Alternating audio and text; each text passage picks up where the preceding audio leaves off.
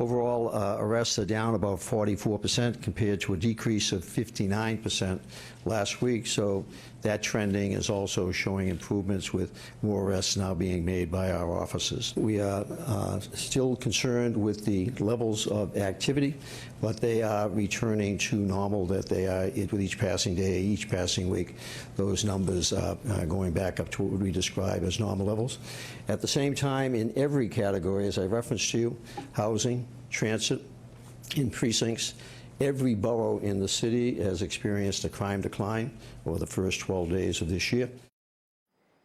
That was New York City Police Commissioner Bill Bratton today, referring to the slowdown in arrests and law enforcement generally by the New York City Police Department over the last few weeks. The slowdown came after police union officials said the mayor of New York had, quote, blood on his hands because of the murder of two New York City police officers, Rafael Ramos and Wenjian Liu, on December 20th.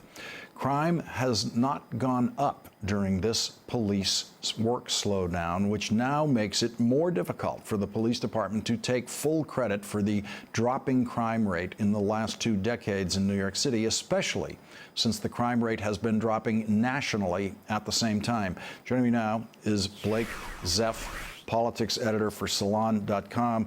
Blake, I read your article about this today, and this is clearly the worst possible outcome for the New York City police unions, who say they did not organize this work slowdown, but certainly they seemed to be in favor of it. And what they've shown, the implications are truly enormous.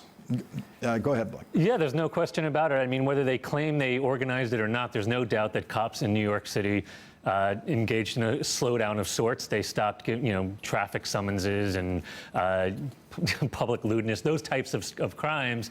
They did not give tickets for, and as a result, major crime did not go up. The broken windows theory that says you got to crack down on the small stuff in order for the big stuff to go down. It just didn't happen. And so, again, it's only been a couple of weeks, so you don't want to draw any major conclusions from it. But I think you're quite right to say that the result that happened is not what they were anticipating.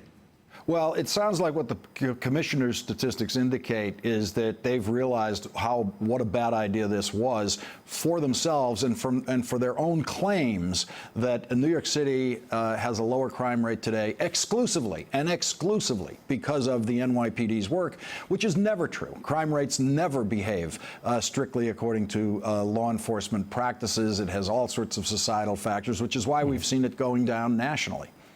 Exactly right. And one of the things I write about in the article that you cited before is that stop and frisk was this very aggressive strategy done in New York over the last decade or so, where basically they were going up to people in New York City. All they needed to see, the cops, was something called a furtive movement. That word furtive is sort of vague, and what it basically means is if the cops had any suspicion that something was wrong, they could come up to you, ask you some questions, and then start patting you down and frisking you.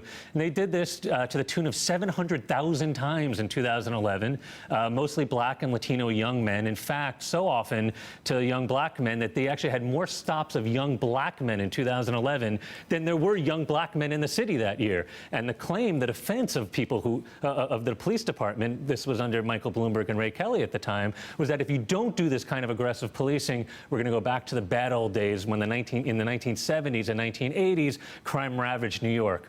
Well, a court found that this practice was unconstitutional in 2013, and so the practice has gone down over the last year or two with the new mayor de Blasio. And guess what happened? Crime went down even more when stop and frisk stopped happening at these rates.